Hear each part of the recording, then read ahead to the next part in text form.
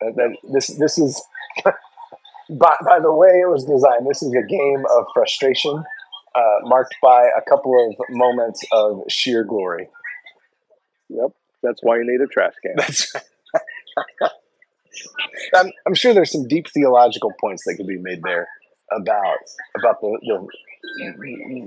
fact that baseball is just based around the concept of failure. Well, so is my ministry career. So there. What's wrong with you people?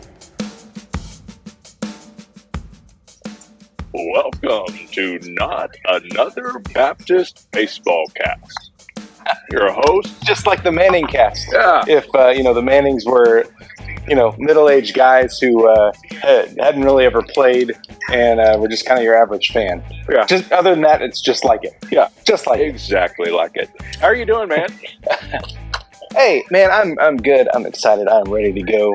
My daughter has asked if we were like recording an actual podcast out here because she desperately wants to come out throughout the game and bang a random trash can. And so I approve. if you hear I'm of any 100% on random board. clanging, that is not on your TV.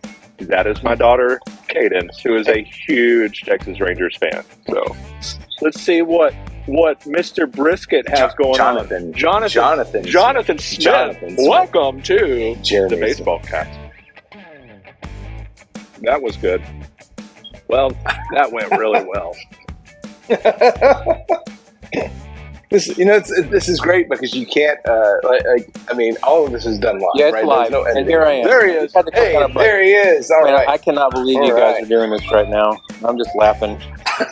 And all four of us that are listening, we're having a great time together. That's the important thing. Fantastic. Good. That's right. That's right. So, Well, listen. As I shared, this is something that, given the collective history of the Rangers and the Astros, we don't know when this is going to happen again. So we thought we'd better take advantage this of is it. true. This is true. And since I got my whole family on the back porch, I'll be brief, okay? First of all, to two guys that I love, that I care a whole lot about. So, it's kind of funny. We're all church revitalization, quote unquote, experts. And so here we are with the established champion. And we also have a team that is in, the early stages of revitalization, right? Yep. So anyways, I won't take up y'all's important broadcast time, but We use just wanted that to pop term in. loosely. Yeah, there you go. Just wanted to pop in and say hey and appreciate you guys and all that y'all do, and above everything else, go Astros. Yes, that is the most important. All right. Hey, Jonathan, we love you, man. Thanks, Hey, Jonathan. y'all have fun. See you later. All right. So for those who are listening that don't know, Jonathan Smith serves as the church revitalization guy for Texas Baptist, for the Baptist General Convention of Texas, and he's become a friend despite his baseball allegiances. So He's a good dude.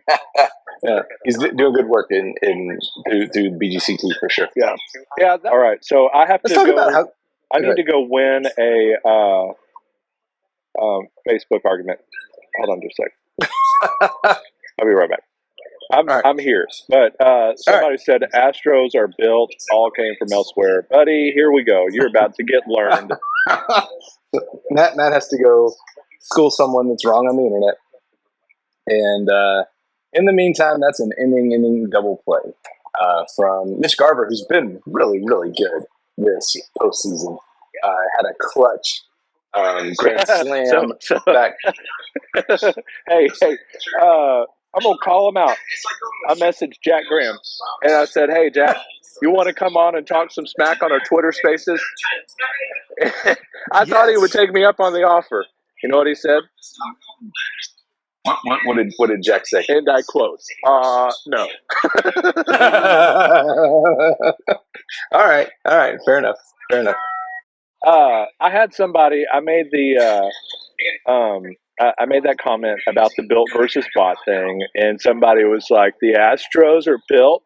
Verlander, Maldonado, Abreu, Brantley, Presley, they all came from elsewhere, but here's how they were built, okay? So now at this point, who cares about the Orioles, Twins, Rays, Blue Jays because they don't matter anymore. But the Houston Astros have 4 free agents. Texas Rangers have 9. The Houston Astros have 9 that came by trade, while the Texas Rangers have 13.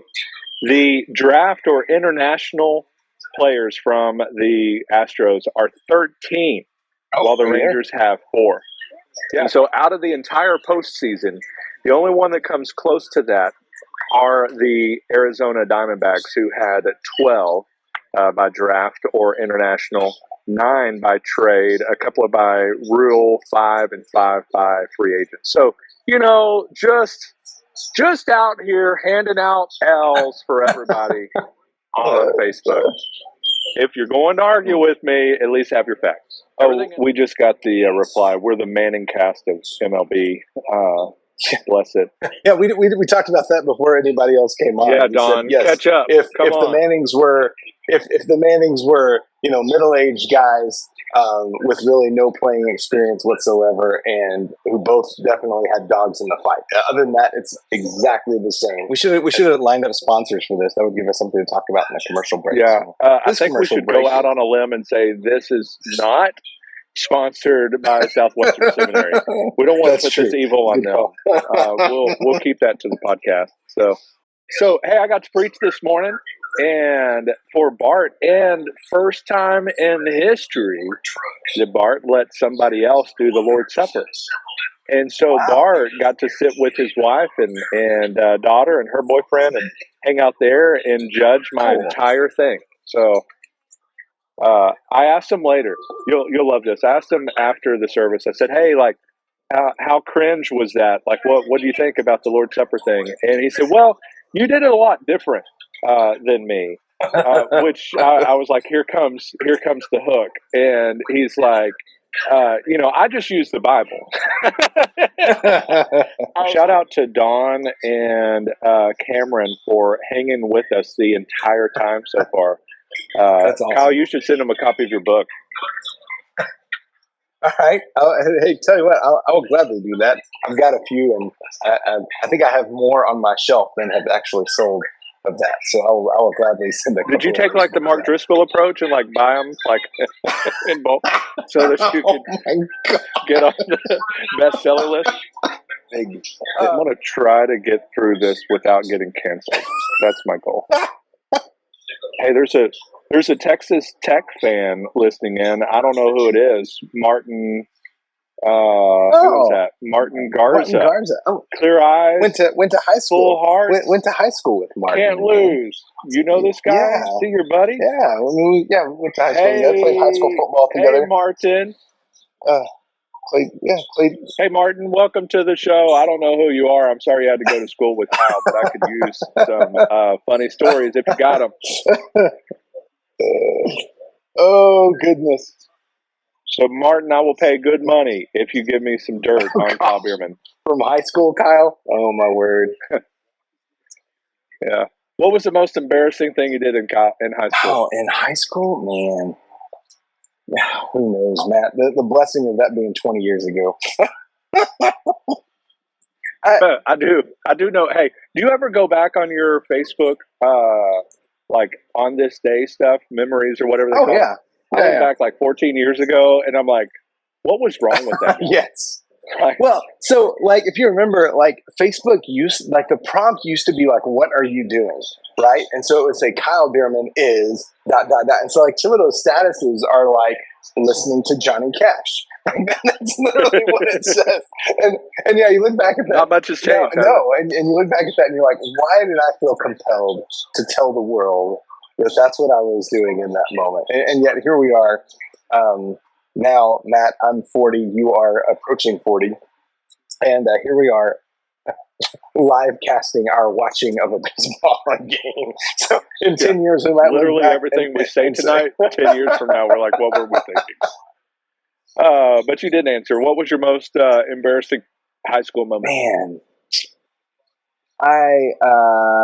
because you got 2 out. It's okay. So I remember one act play practice. We were doing some sort of warm up, and I mean, I split my pants right down the middle. I mean, like it was classic, like just as I mean, like you would see in like a cartoon. I mean, it split right down the middle, and yeah, then had to walk off the stage and go find a new pair of pants, and so that was probably it.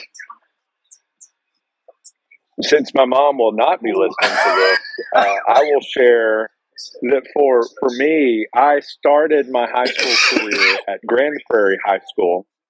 And so my freshman, sophomore years were there. And when I turned 16, I got a pickup truck, 1988 Silverado, baby, and had green, like mood lights inside of it. And, ooh. That was close. It was real close. That was close. And a radar detector, which nice. did not work very well, as I found out doing street racing and stuff like that. But anyway, once I got it, that second half of the year, usually at lunch I would go to eat and I wouldn't come back, or I would come back late, whatever else, and my grades just plummeted. And so my mom transferred me over the summer, without my knowledge anything, to the other high school in town where she worked and was the high school secretary. And so she did that so that she could keep an eye on me, and keep an eye on me she did. And so there I am, trying to win friends and influence people at lunch and all of that sort of thing. And my mom would come and like sit down and ask me about my class and did I do my assignments and all that kind of, where my friends and all that kind of stuff were there. So Mama embarrassed me a little bit and would come by, the classes to make sure I was not only there but awake and all of that sort of thing. So that's good. All right, I have invited Martin. Martin, are you with us? All right. See if he's gonna jump on. I don't know how to unmute or mute. So Martin. Can you hear me now? Unmute yourself. Hey, there you are, Martin. What's going on, man? Martin. What's going on, man? Spill the tea. None of the pleasantries. I need to know. Tell me about high school Kyle Bierman. Oh, well, he graduated with my wife.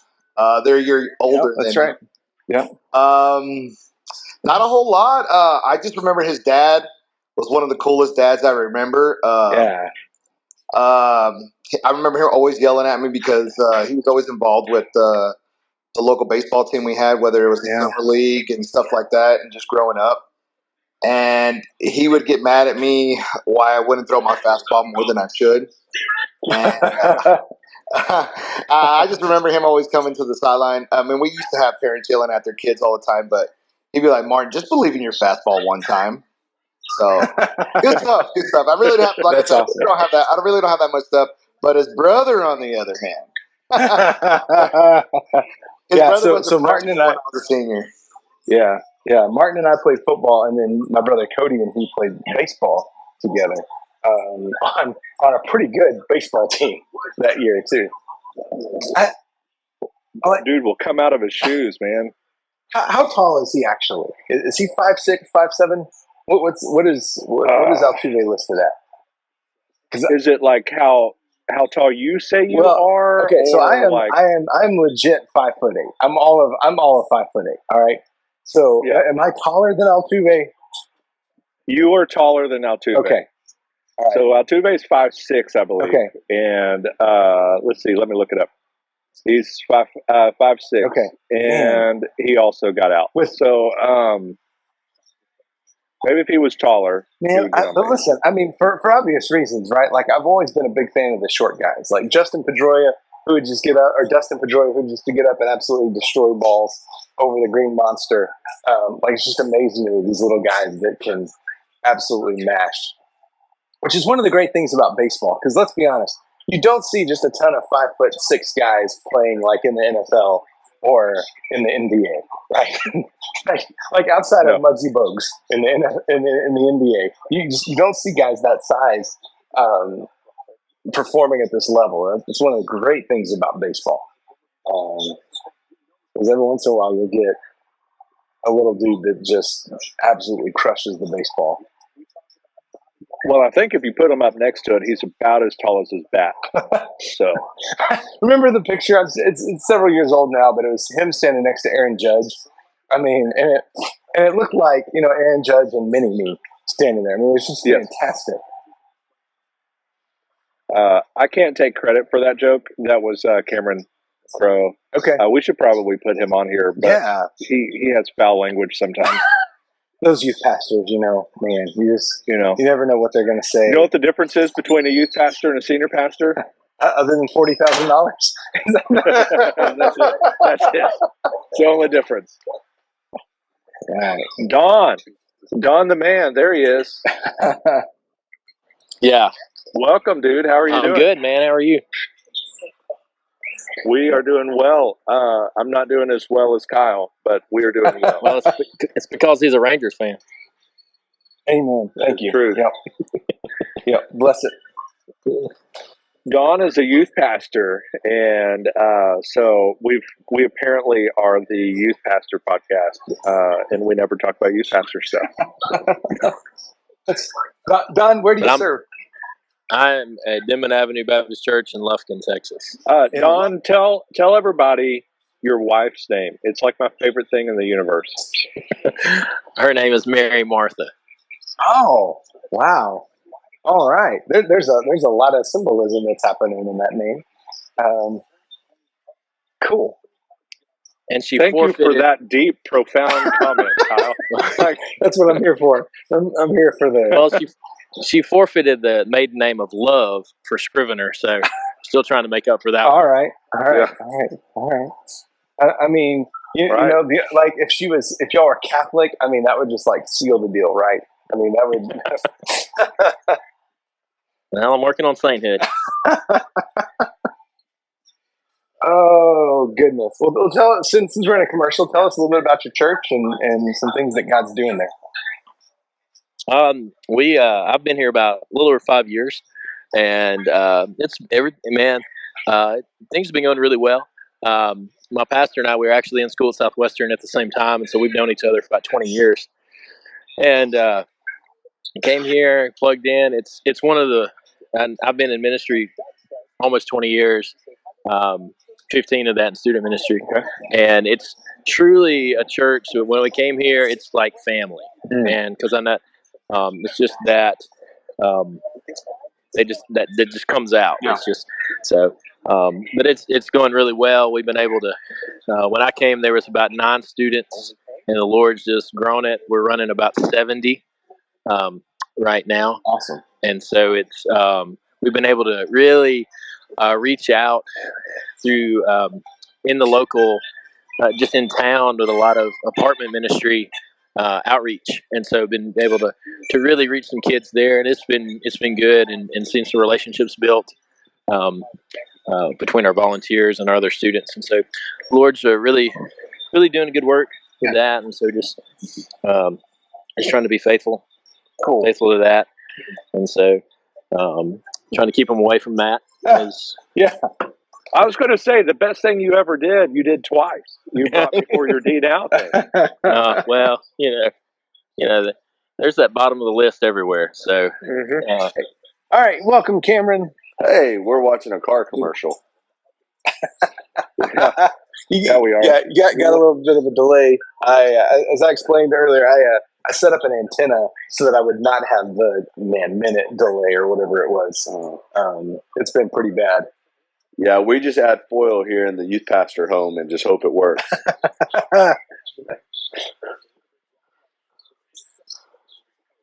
Oh, goodness.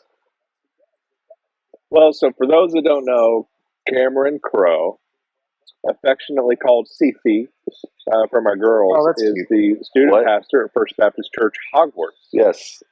Also known as First Farmersville. And so Cameron's doing a great job. Almost a year. Awesome. Almost a year. Yeah. So I think having our girls makes that feel like it's dog years. 9 years. So. Yes, it's 9. It's been great. It's been great having them. And anytime you get 4 kids in one family, but from a strong family, it's been great. So. Yeah, Cameron, why don't you came on the show, You didn't come onto the show. We were in the bus in Puerto Rico being chased by rooster, a rooster.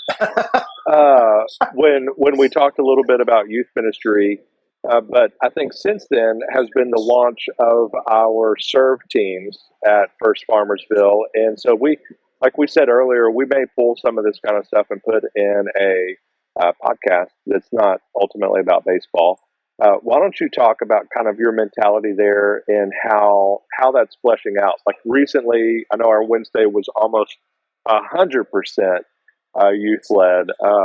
Walk us through that. Yeah, my biggest concern. Oh! Thank you, Leone Tavares, whom I earlier mistakenly said was kind of the one hole in our lineup. I take that back. Oh my word! Woo! Well, back to youth ministry. Yeah, that's short right field. Yeah. So, Oh gosh. can you run slower around the bases? Take it all in. Take it all in. Thank you, Mama. Okay, we're good. Now go sit down. Yeah, for us, the statistic that we try to change the most is the 75% of students leave high school and don't return back to the church, and so that tends to be the focus that we try to attack in everything we do in ministry. And so from getting from evangelism to all the way to discipleship. And one thing we've done is on our Wednesday nights, we're running with the statement that youth ministry is youth doing the ministry. And so what that's become is creating these serve teams. And we meet Sundays at 4 and disciple through those teams and what our next Wednesday will look like. Everything from a welcome team that connects with students when they show up on campus, to even writing them a postcard that gets mailed out when they leave. We have teams that work, our band that leads incredible worship, just love their heart for worship.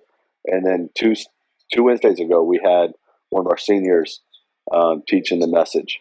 And so that was really cool. Another thing we've added is we spend 10 minutes every service, which is a large chunk, on our face before Jesus, just praying. We've kind of taken that application process of the message and say, go talk to God and spend that time with Him. And so we're seeing numerical growth, but we're seeing more depth from our leaders, from our adult volunteers, and we're not focusing on talent, we're focusing on depth. And so it's been really cool to see how God's changing that. And what he touched on that prayer thing has even helped me because those first few, bro, I was like, dude, this is too long, man.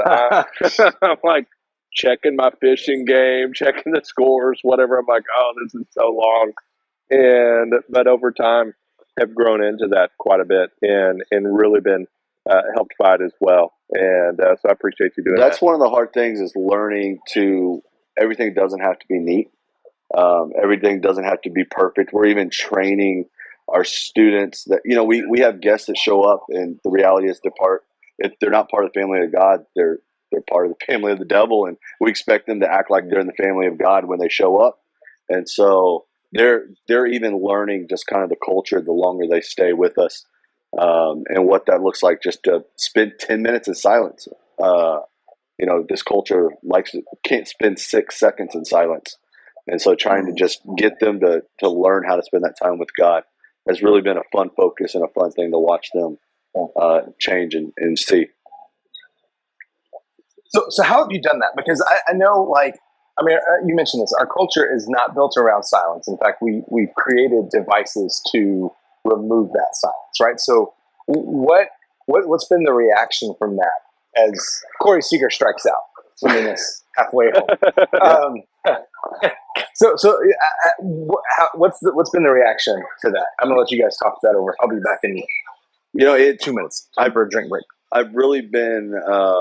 I'm kind of an old soul. I like Andy Griffith. I like bluegrass. I like those things, and so I'm kind of like the attitude of get off my lawn, where we're going to do it, and you're going to learn to like it. And so we just have really just been devoted to getting the students on board for it, we have a whole prayer team that rotates spending that time. And if I was up there asking the kids to do it, they probably wouldn't do it. But since it's their peers leading them out in the process, they're and rolling it into the application of the sermon, it really connects back. And so they're wanting to spend that time. Matt, I'm sure you've seen, we have the kids that we give them 4 prayer postures or recommend 4 prayer postures. Standing with your hands in the air, laying flat on your face, kneeling at the altar or somewhere around the room, or just sitting in your chair. And surprisingly, most of our students won't sit in their chair. Majority of our students lay flat on their face. Some of them it's to take a nap, and some of them it's to just a different approach. But I think by us going all in and being committed to it, they're seeing that it's something different than what they're used to. And the reality is, when we can encourage students, and we give them prayer prompts, so it's not sit down for 10 minutes. Every 2 minutes, we give them a different prayer prompt. And so as they're praying through those prayer prompts, that's probably the most they've spent combined the 6 months prior to this. Most kids probably have not spent 10 minutes praying. And so for them to spend that 10 minutes in praying and on their face in front of God, it's a new experience for them that they're enjoying. Yeah, I prefer the sitting on the chair. That's my favorite. Sitting on chair watching Astros. Yes. Yeah. Usually off to the side, it's there, so I can. Yeah. But you're doing a great job, man. Thanks. We're enjoying watching. Man, it's been fun to watch the students take ownership. I love just everything being crisp and being something that you walk into and looking great. And so that's something I've had to learn to take a step back and maybe not put as much smoke or haze as I want. I think there's like 9 prayer requests right now for the smoke machine to break from our students, but we rebuke that spirit. And then something doesn't work. One week we had the screens go out, the lights go out, like 6 things go out at once. But it's been cool to watch the students just push through it and just see God be glorified. Yeah, very cool. Yeah. What about you, Matt? What about your girls' perspectives? Because they're stepping into this fairly new from a lot of other ministry things. I mean, your girls serve a lot and do a lot of different things around the church. They're plugged in well. But what's their perspective? Well, they hate it. Oh, no, they love it. So Elle does the praise team and that prayer team, and really enjoys that. And usually on the Wednesdays that she's doing that, we will meet up with her partner for that at the coffee shop beforehand, and they kind of talk through some of the prayer prompts and whatever that they're planning to do, and just kind of get on the same page and pray before they come. And so that's been kind of neat to see that kind of go outside of those 4 walls. Kay, as you know, does the sound sometimes, or the slides sometimes, and different things, missions, whatever, and got to do that we did to Puerto Rico, and really enjoying that. And A loves the kind of that greeting connections team, that kind of deal. Really enjoys that aspect, and she talked about kind of writing those notes. She said, I bet that means a lot to them, and just getting an encouraging note from us probably makes their day. And I said, you're definitely right. And because we're just bombarded by, of course, in school, all that kind of stuff, toxic friends, whatever it might be, the things that, teenagers struggle with. And to have a friendly face on a Wednesday that cares about me, welcomes me, tries to get me plugged in, and then follows up with me with a kind note, probably lets that ministry have some legs to it. Yeah. And so they're enjoying that. Gracie just loves being alive. Gracie, I went up to her today. She tripped and fell. I was like, hey, our jeans match. And she's like, what? Yeah, we both have holes. Never mind. But she, it's one thing I've learned is as we're giving these students more and more responsibility, which we should be, it's freeing up our leaders to do more and more things that I never thought was possible. We had one of our leaders come in 3 weeks ago and say, "Hey, she's been working with junior high girls, and she said, 'Hey, Cameron, I used to work with seniors, and I'd love to get back to that spot.'"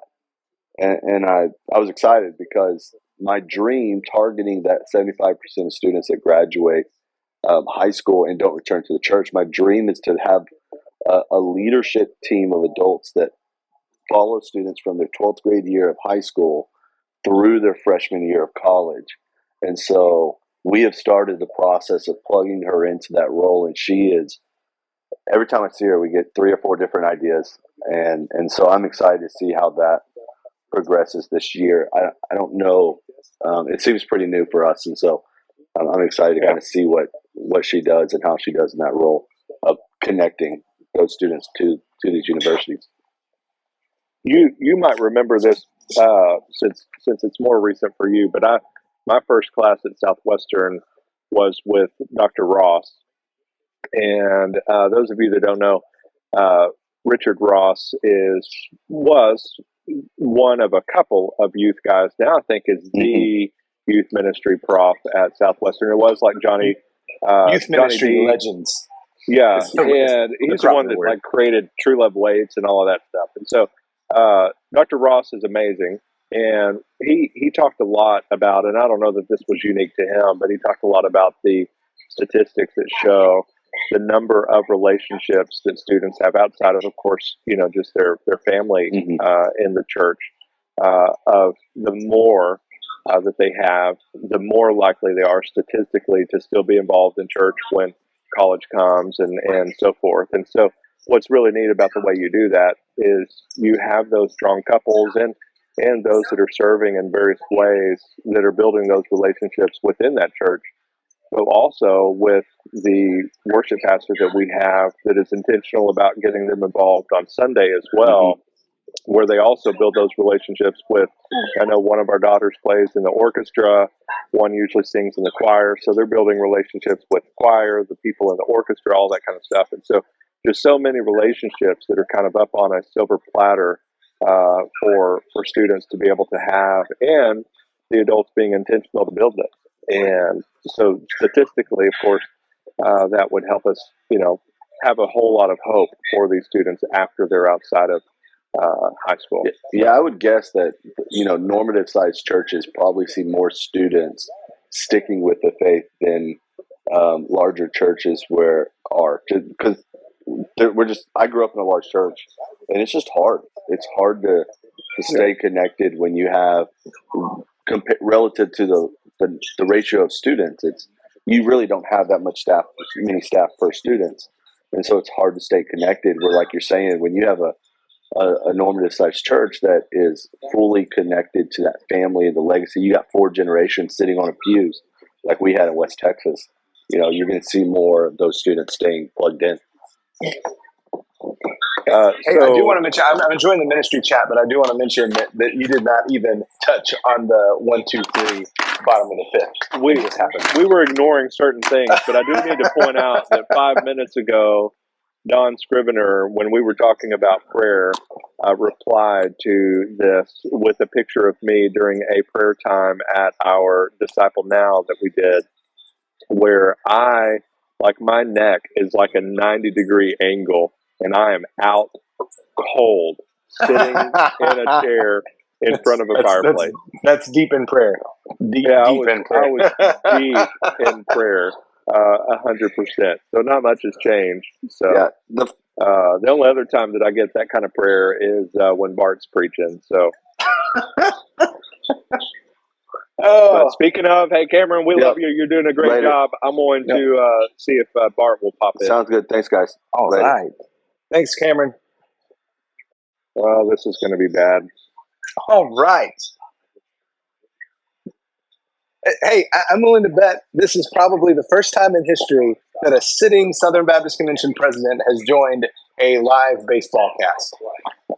And so we're making history here, Matt. This might go down, and this might be put now into the SBC archives as an official record. Maybe we should rethink it. Taffy Hall is going to resign tomorrow at the very thought. Hey Bart, we shared with those 3 or 4 strong that are listening in about Bully Graham. Sorry about that, man. Oh man, That's horrible. Yeah, we've had a year full of lots of different kinds of losses, and that was not how we expected the day to unfold today. Anyway, don't know what happened to him. Just found him out in the middle of the pasture. So that's part of agriculture. That's why he doesn't have it anymore. But Archie Mason, pardon me, I'm eating Fritos.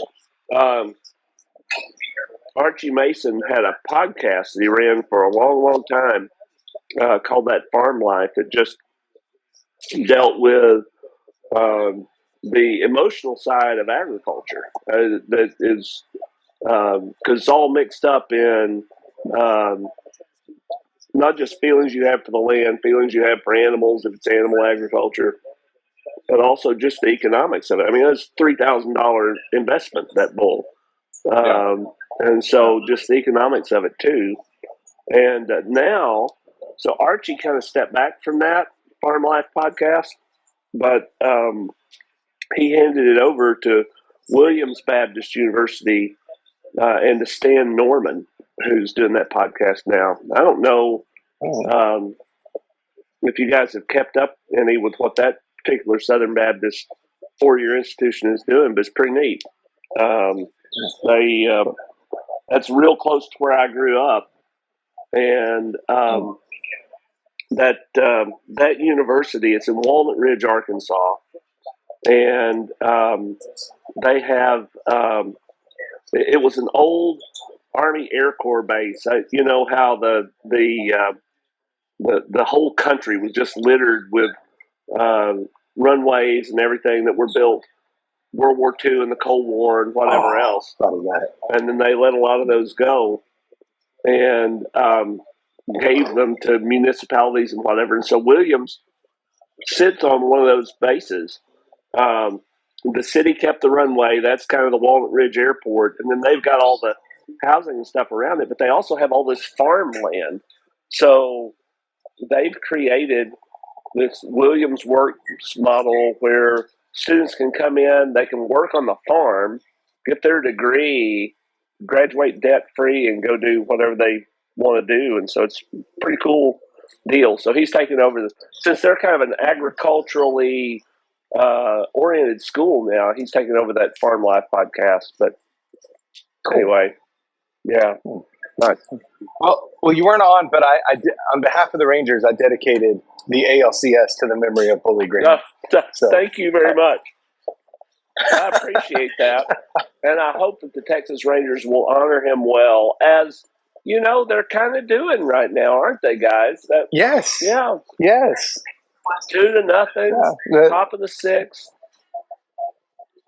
Yeah, I mentioned, so we had Cameron on, your youth pastor just a second ago, who was talking just kind of about some of the ministry stuff, and I wanted to point out, I had to point out to them that they did not even mention the Astros going 1-2-3 in the bottom of the 5th inning. Like, they just decided to completely skip all things baseball. Yeah, I noticed that it was all about the Hensley girls. Some of whom are smart enough to be Rangers fans, by the way. That's right. Yes. Yeah, by some, you mean one. But yeah. Well, the oldest and the wisest. Well, the others will catch up. I have hope for the others, is what I'm saying. Yeah. Yeah. There are other influences on them besides you. Well, Bart, I'm glad that you could jump on with us for a little bit. This is good. But I mean, like I said, I don't want to gloss. I think we're onto something here. We just need to have the sitting president of the SBC come in and talk baseball with us. That's a new venture. Well, all right, I'm up for it. Hey, Baptist Press started the Gospel and Gridiron, right? College football podcast. George Schroeder's doing that.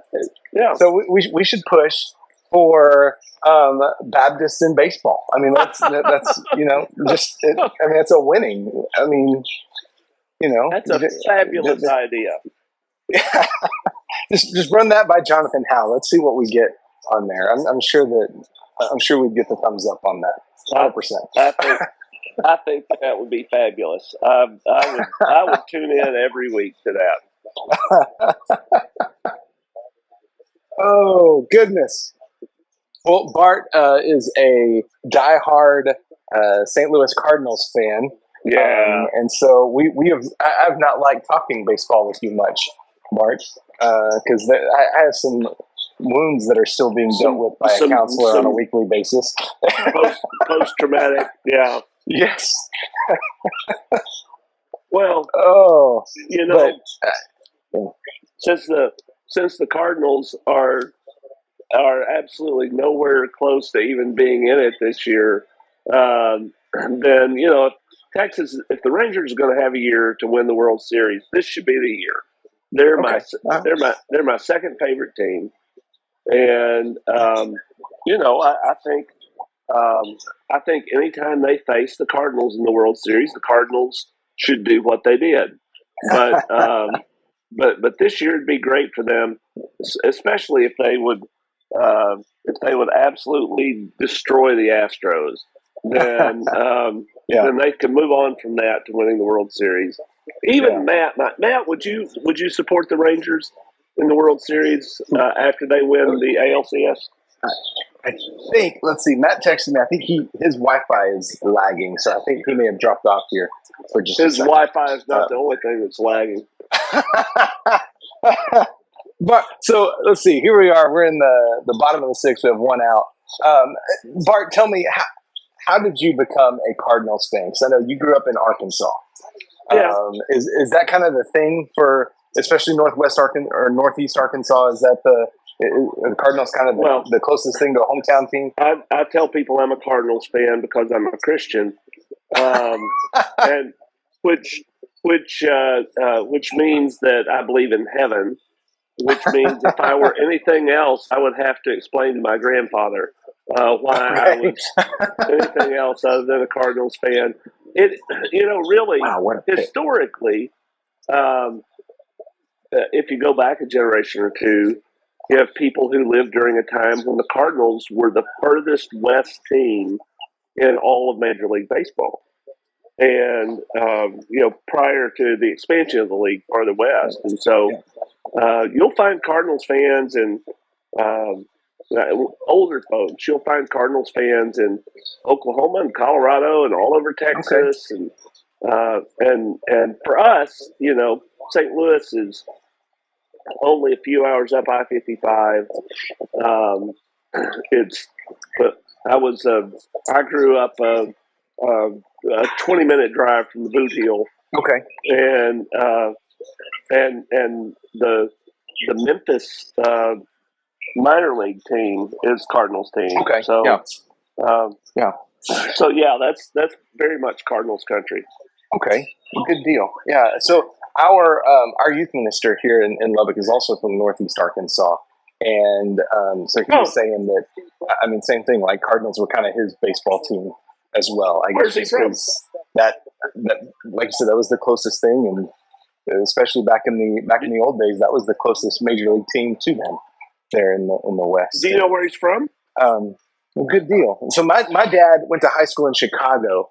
So he was, we grew up watching Cubs games and kind of for the same reason. I mean, WGN, showed all the Cubs games, and it was just for him, as a kid or as a high schooler going to Wrigley Field and watching the Cubs, and so that was always kind of fun.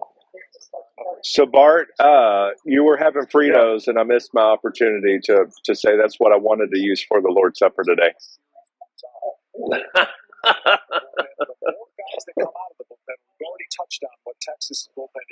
You are such a heretic.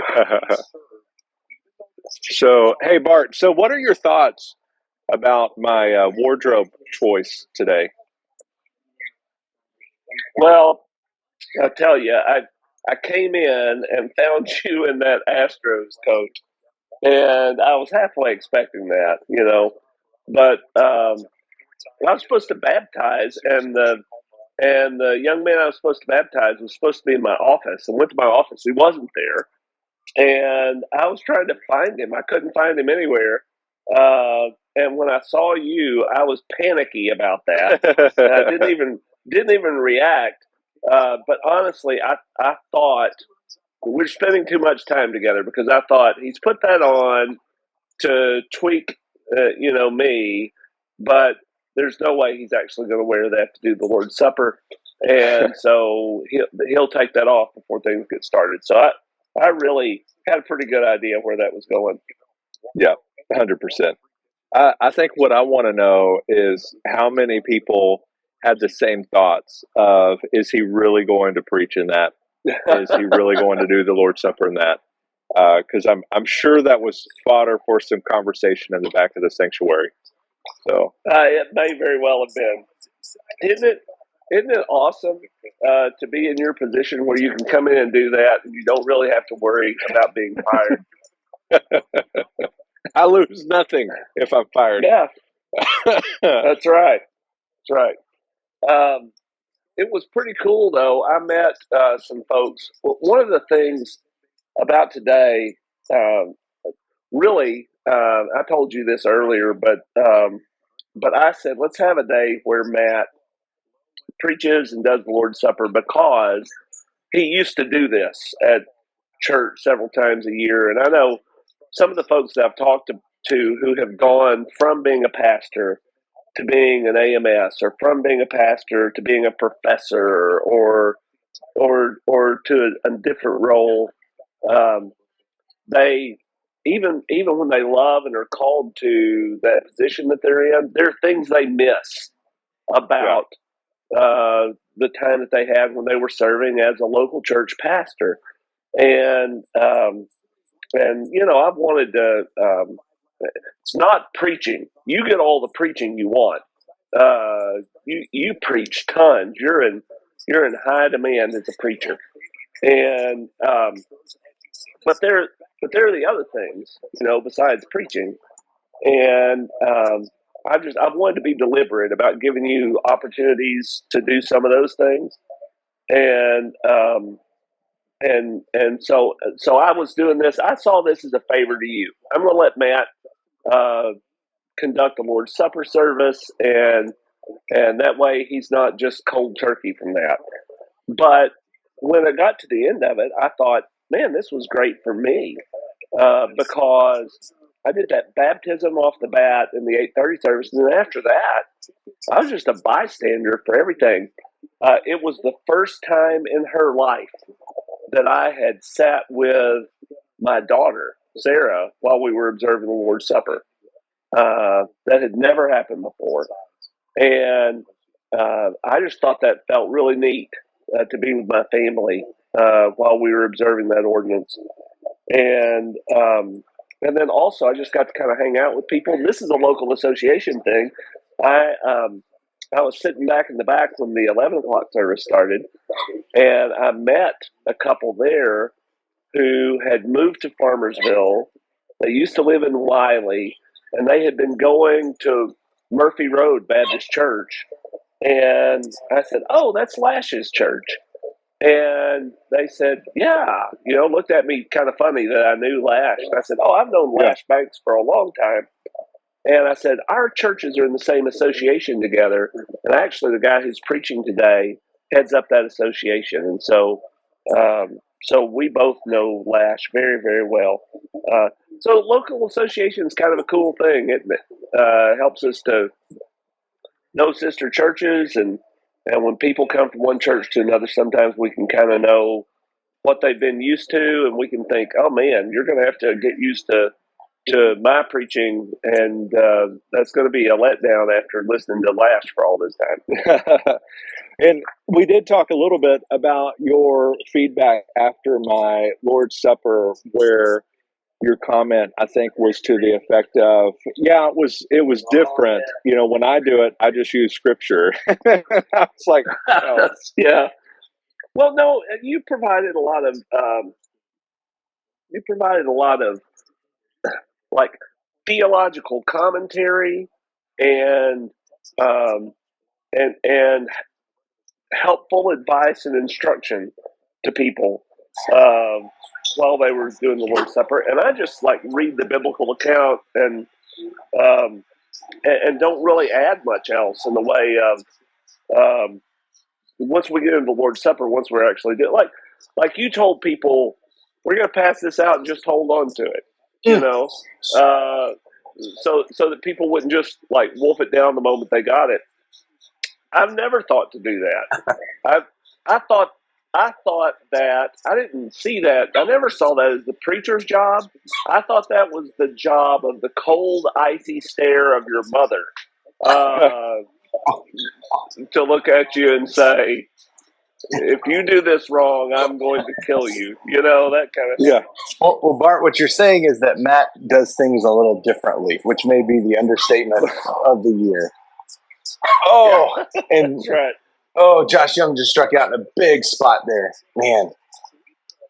Although, hey, hero Leody Taveras is coming up, who already has one homer tonight, and can put a little distance between the Rangers and the Astros here. Yeah. Thanks for bringing us back to baseball. Well, I'm just saying, I'm just happy that my mic is working again. We have Patrick Watts to thank for that. He said that I needed to make you the co-host and then remake you the co-host again, and it would work. Oh, okay. Well, cool. So Cameron wants to know who's the baseball guy, and I said that's Kyle Bierman. Who's the baseball guy? Yeah. Patrick's just smart about everything, isn't he? Yeah. Man, I tell you what, Patrick Watts has been a lifesaver with stuff on Lifeway and general IT, and yeah, what a swell individual. Got to see him last Sunday. Yeah. So he came here and went to First Plano. I was preaching at the Brazilian American Baptist Church, and thankfully did not have to preach in Portuguese.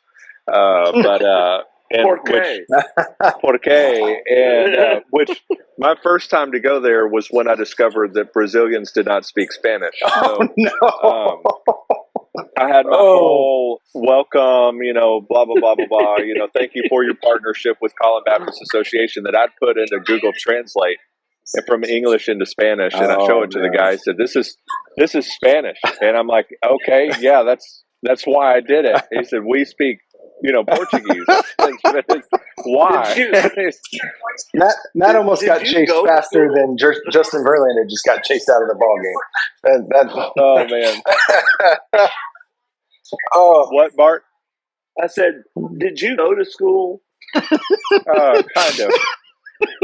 And my excuse is like my geography teachers and my history teachers were always the head football coach or the assistant football coach.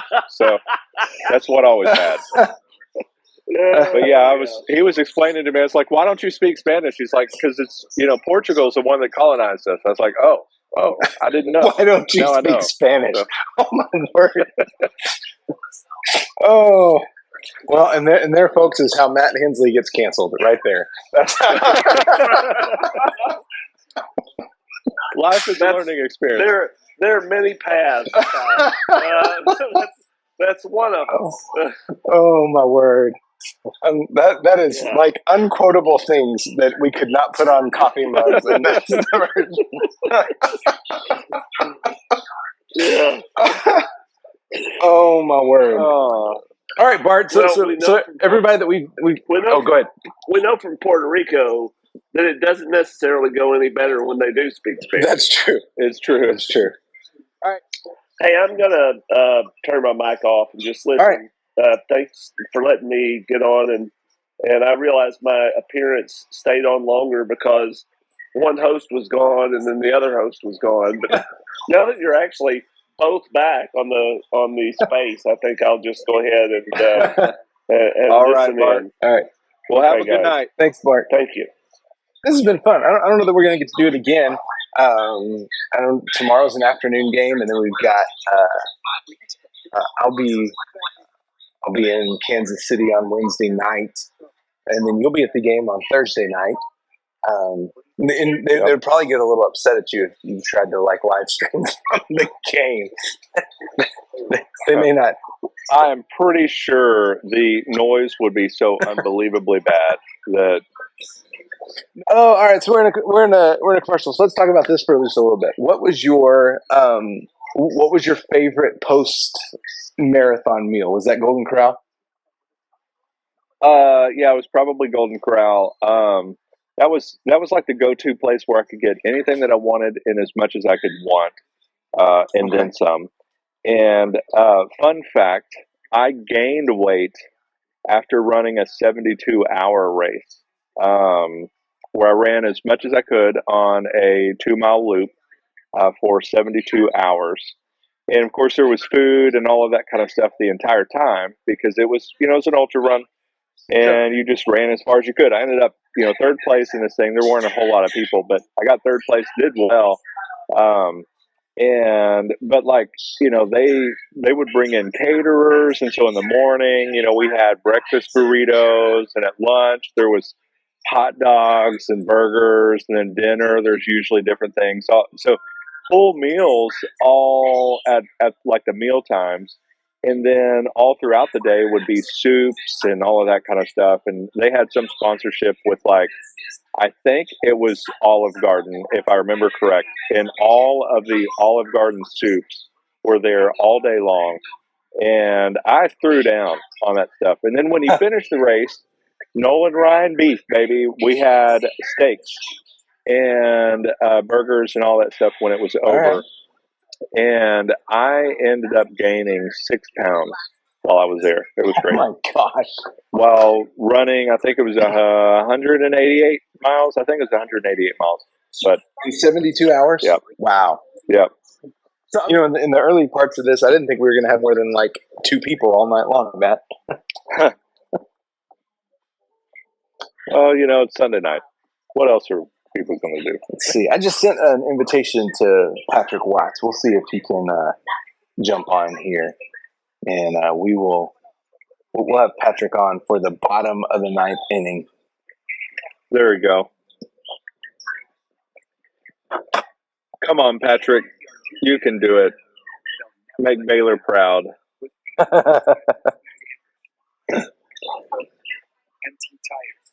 We'll see. I sent the invite there. See. Oh, he said he can't jump on. All right. Well, that was anticlimactic. Kind of like this game. Hey, I have enjoyed this more than the baseball commentary for what that is worth. Yeah, I mean, we had some good chats about ministry with Don and with Cameron and with Bart, and good to catch up with Martin as he lives here in Lubbock. But apart from like I said, that one time when we happened to be on the same plane and didn't realize that, I don't think we've interacted and run into each other. So it's been fun. This like I said, I'm not sure how often we're going to do this, but it was fun for a one-off. And unfortunately, I don't think Baptist Press is going to sign us on to do this, on a weekly basis. No, probably not. I can't. I don't blame them. Hey, I still say that Baptist in baseball would be a hit. We could make some good things happen there. Well, that's the final 2-0, according to Astros Twitter. Bless it. Well, Kyle. Hey. Yeah, there goes. Just saw it. Hey, this was fun. Yeah. It was 2.5 hours of well, actually 3 hours, right? We did right at 3 hours of some mundane chat, some ministry chat, followed by about 10 minutes of all right, sitting on the edge of our seats. Give us ministry in 30 seconds, according to baseball. Ministry according to baseball. You know what? Sometimes you're going to be down 0-2, and it's going to feel like the whole world is against you, and but the Lord is good, so keep trusting in Him, and you never know when that big hit will come. I don't know. Chaz McCormick's not going to know either. So, no. We'll end it like normal. May your coffee be as black as night and as bold as the gospel you declare. Have a great day, guys. Thanks for tuning in. Yep. Thanks for hanging with us. Appreciate you, man. So have a good night. All right. You too. Bye, y'all. What's wrong with you people?